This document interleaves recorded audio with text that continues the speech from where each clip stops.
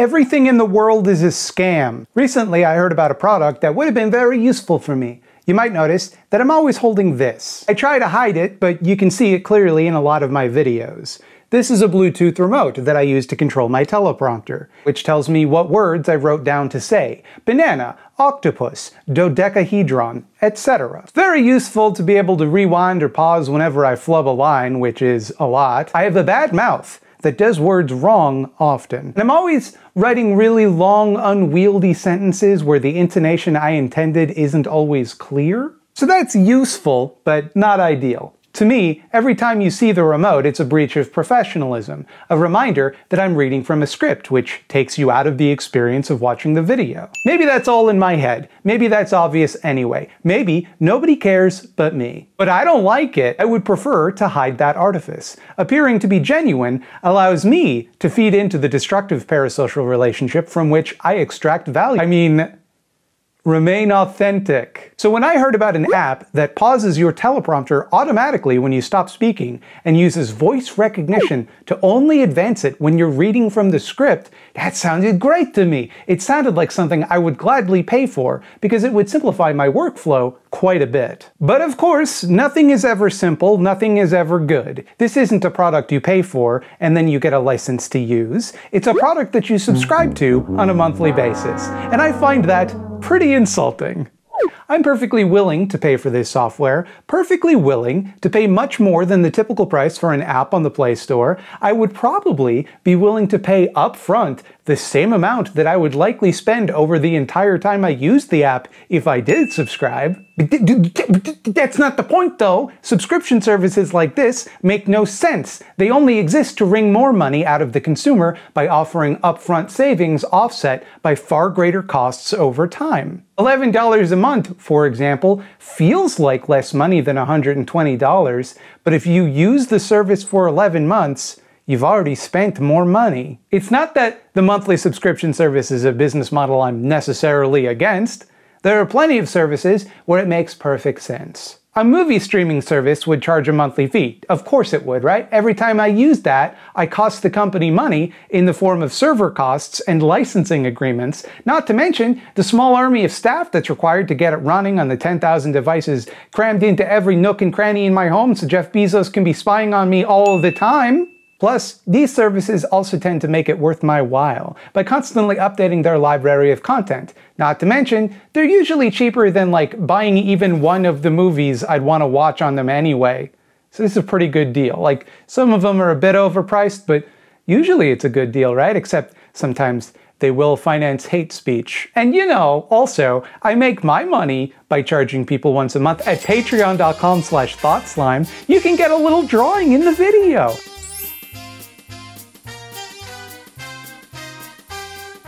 Suffice to say, I don't think it's always an unethical business model. But in the case of this teleprompter app, it's sure some bullshit, because this isn't a service I'm expecting to roll out a ton of useful new features over time. And should they do that in the future, and I want those features, I would expect to pay for them then. All they gotta do is let me download the fucking software, that's it. They're not streaming Ghoulies in 4K to me every day like the Full Moon app is. And there are plenty of programs with far more complex features, far greater download sizes, and far more utility that are one-time purchases. I bought Clip Studio Paint, for example. That's just $60, not $5 a month in perpetuity. I bought it like 5 years ago. I still own it. When they update it, which they do regularly, I get access to the new shit too, which I will grant you is a luxury that smaller companies probably could not afford. In which case, simply release new versions that I can also buy if I want those new features and additional support.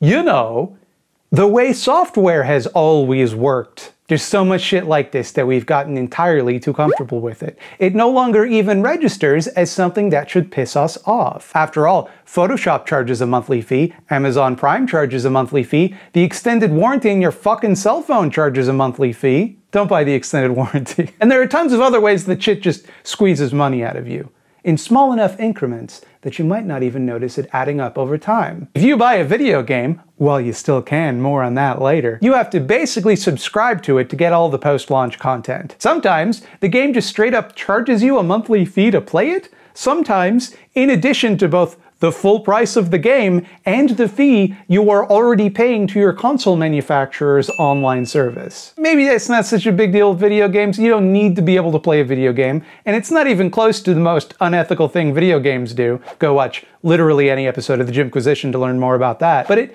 acclimates us to the environment where you never truly own anything. You pay continuously and lose access if and when you stop paying, or if they just decide to no longer give you access. In other words, you are renting everything. And I don't mean to focus too much on video games specifically, but they provide very clear examples of this. Do you know how many games I have on my PlayStation that I would lose if I stopped paying Sony for PlayStation Plus? Which I do every month, even though I haven't turned on my PlayStation since like the summer, simply out of FOMO. Am I a sucker? Yes, obviously. But just because I, and many people like me, make bad decisions with our money, that doesn't let these companies off the hook for deliberately manipulating us into making those bad decisions. It's easy to say, just cancel your subscription, and it's easy for me to say, yes, obviously that's what I should do, but what if I want to play Metal Gear Solid 5 later? Or Neo?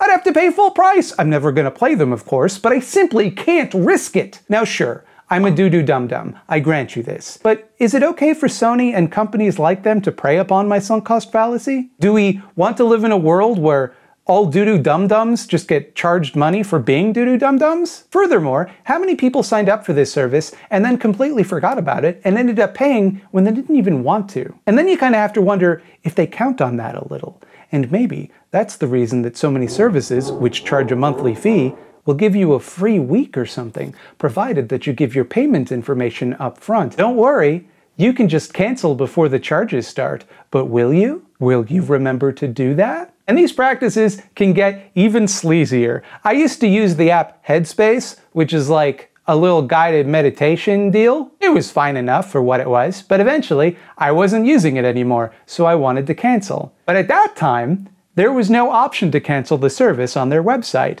At that time, to cancel your service, you had to email them and explain why you wanted to cancel. Think about that for a second. Think about what kind of person is likely to use a guided meditation app. Someone who is stressed, likely anxious, the type of person who would probably greatly dislike the confrontation of having to firmly tell someone no. If a customer service rep responded and tried to talk them out of it, they might just say fuck it and keep paying, just to avoid the conflict. Not that Headspace would be making them do that, obviously. They're not breaking the law. They're just making it difficult to stop paying them, using whatever psychological tricks it takes to keep people, sometimes very vulnerable people, on the hook forever. Hey, don't quit now! It'll fuck up your run streak. Not illegal, obviously, but fucking gross. Manipulative, total scumbag shit. By the way, also, you can meditate for free. You do not require instruction, but if that would help, there are plenty of free guided meditations online. There's also plenty more that you can just buy once and listen to whenever you want without paying a monthly fee of, I cannot stress this enough, almost $20 a month. You have access to some audio files of guided meditations. You're spending $20 a month to get access to a podcast. But it's a podcast that tracks how often you listen to it, to convince you you're being productive by listening to it. And boy, if you don't listen to it for a while, you start to think you're really falling behind. What you want to do is you want to build a daily meditation habit.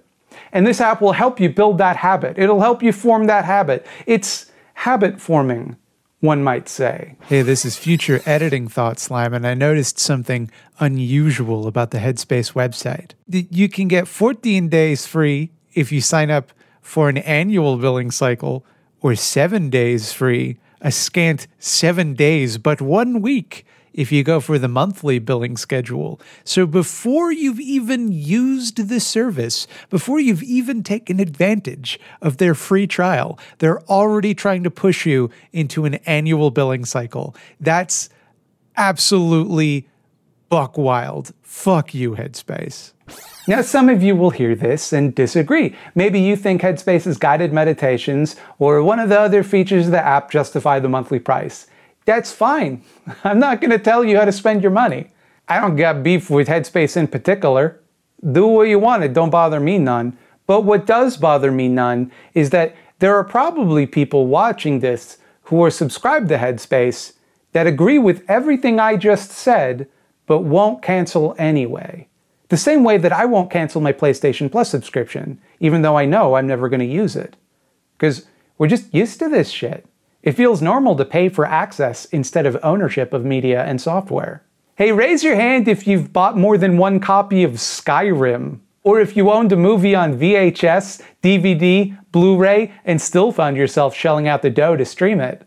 Or an album you owned on vinyl, cassette, CD, vinyl again because it came back in fashion, and then iTunes, but you still listen to it through Spotify. Because even though it's worse audio quality, it's just more convenient and you will gladly spend like the $10 a month to do that. It's everybody. The tendency, I think, is to blame consumers for this. Why do we put up with it? Simply vote with your dollars. Choose to only spend on things with better business models. And yes, I suppose that might work in some one-to-one perfect sphere on a frictionless plane analogy level fantasy world, but we all know it's more complicated than that. It shouldn't be up to random consumers to contend with and defeat multi-billion-dollar corporations and their enormous marketing and customer retention departments. We can't get a fucking headphone jack on the iPhone. You think we're gonna get a perpetual license from Disney to watch Super Captain Fights Jeremy Irons whenever we want? In this way, owning a piece of media has become a fantasy, something we can only aspire to. But what if I told you that you can own a piece of media right now? And the only catch is that it's worthless media that fucks up the environment. That's right, baby, we're talking about NFTs! When you buy an NFT, we're gonna do this. You can't stop me. I'm in too deep. What you're buying isn't the thing that you buy. It's the ownership of the thing that you buy. And that may sound obvious. That may sound like a distinction without a difference. Like, if you buy a house, obviously you're buying ownership of the house. But by buying a house, you're getting to use it in ways that not owning it would prevent you from using it. The same cannot be said for this drawing of an ape. I'm looking at it right now, getting the same enjoyment that I'd get from owning it, which is none. With an NFT, the thing itself's value is irrelevant. What is valuable is the ownership of it. It's an investment in the idea that the thing you have the rights to will become even more valuable in the future somehow, but it won't because it has no value. It's just something that nerds like to speculate with. If it had value of its own, it wouldn't need to be an NFT. You could just sell it as it is or monetize it in some other way, like make t-shirts. I don't know. The very act of making it an NFT is an attempt to force it to have value. And it works because people are willing to pay for it, which I guess it means it is valuable, but my head hurts. I don't understand. And that's why crypto bros get all bent out of shape when you talk about right-clicking and saving an image of their magic JPEGs. No, you don't understand. That's not the same. That's not the same thing because you don't own it, okay? If I were to emulate Buck Bumble for the N64, I, likewise, would not own that. But I would still get to play it and listen to its incredible theme song. What about now? It's time to rock with the biggity buck bumble. What about now? It's time to rock with the biggity buck bumble. Bump to the bump to the bump to the bass. Bump to the bump to the bumble. Ownership is a legal fiction. It's something that makes it easier to arbitrate who gets to make use of resources or whatever. It isn't a magical quality that grants you some sort of ineffable super enjoyment that non-owners cannot access. Also, digital goods are infinitely reproducible, so they're not really a resource that requires that particular type of management.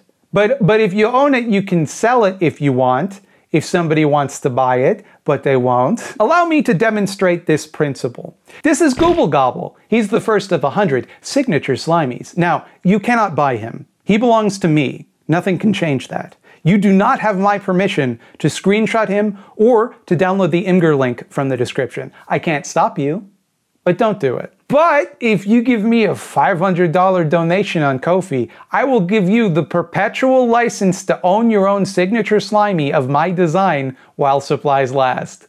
JPEGs of which will be added to the Imgur folder, but nobody's allowed to download them, okay? You can look, but you can't download them, because they only belong to the people that buy them. Does that sound like a total scam to you? Does that sound like I'm trying to get money by creating the illusion of scarcity? Doesn't it kind of seem like a joke I'm making that I low-key hope to profit from? No, forget that last part. It's not a real scam, it's a joke scam. Not a real scam. Don't buy it. Don't even do it if you want to, unless you really want to. But don't. My point being, do you see how divorcing this shit from the tech mumbo-jumbo illustrates how perfectly useless it is? How meaningless and ephemeral it is to exclusively own digital media? Not to own it, but like, to be the only person that owns it? Now, I don't know if it's just me, but I think there's a relationship between these two phenomena. After a decade or more of gradually losing the ability to own digital goods, a bunch of hucksters have come along and convinced everybody that owning what basically amounts to Neopets is worth millions. It's worth millions because it says so in the blockchain. Nobody can ever take away the note on the blockchain that says that you own it, so that makes it worth a lot of money. Hey, you can just pay an artist to draw stuff for you. For the amount of money you're going to spend on an NFT of a lion that a computer put sunglasses on, you could get a lot of drawings. You could get a drawing of, and this is just a random example, Lady Dimitrescu from Resident Evil Village sitting on a birthday cake. What? Where did that come from? It is a golden age of flim-flams. The entire economy has become a grift, one in which all of the marks are aware it is a grift, but continue to pay anyway. But maybe, if I get in on it fast enough, I can be the grifter instead of the griftee. I marvel at the absurdity of this, but I'm very much in the minority. McDonald's is doing a McRib NFT? What does that mean, McDonald's? Do you own the concept of a McRib? Do you own a digital sandwich? Do you feed your digital apes with it? What does that mean? Why would you buy it? What's going on? Who are we? I hate this shit, but it's here to stay. It's here to stay, and a bunch of the most insufferable cretins in the world are going to get nonsense rich off of it and convince an entire universe of dipshits to perpetuate it forever. I just wanted a teleprompter app. That's all. At this point, the eyeball zone will come as a relief. Go ahead, eyeballs. Go ahead. Go ahead. Take this world. It's yours. Good luck. Good luck. Have fun. Hello and welcome to the Eyeball Zone. Here in the Eyeball Zone, we right-click and save as small content creators that need eyeballs on their work. Hey, you know what would have been a good thing to eyeball last week? Right before Halloween? A video about a horror movie, or a series of horror movies, that was relevant to my audience's interests, like, for example, Health, Justice, and Saw, featuring TheLitCritGuy from Qualia Redux. This one outlines the way that the Saw franchise is kind of a blunt metaphor for the American healthcare system. It's a blunt instrument, not unlike a blunt tool you'd have to use to saw yourself up, or whatever happens in the Saw movies. I don't know, I didn't watch past the first one. I thought I knew what this video was going to talk about because one of the Saw movies is literally just a tirade about the Affordable Care Act, but it goes so much harder than I expected it to. This is a serious banger. Check it out. To be clear though, it's a very sad video, and you will cry. That is a direct challenge to you, the audience. Oh no, what am I gonna do? I gotta recommend a second video. Of course, I'll recommend Speculating about Deus Ex Human Revolution by Good Jam Spitehouse. This one's all about critical design, speculative fiction, and whether cyberpunk, the genre, not the game, has value when we're all living in the world that it predicted. Can it truly remain subversive while the establishment it meant to subvert now turns to it for direct inspiration? You're gonna have to watch the video to find out. I don't say this very often, but you can find the link to these in the description, as well as a list of all previous victims of the Eyeball Zone. Do you have a small leftist project you've come to barter with? Send no more than one email to thoughtslimeeditor@gmail.com with the word eyeballs somewhere in the description and pertinent details like your pronouns, and perhaps you will find yourself trapped here in the Eyeball Zone.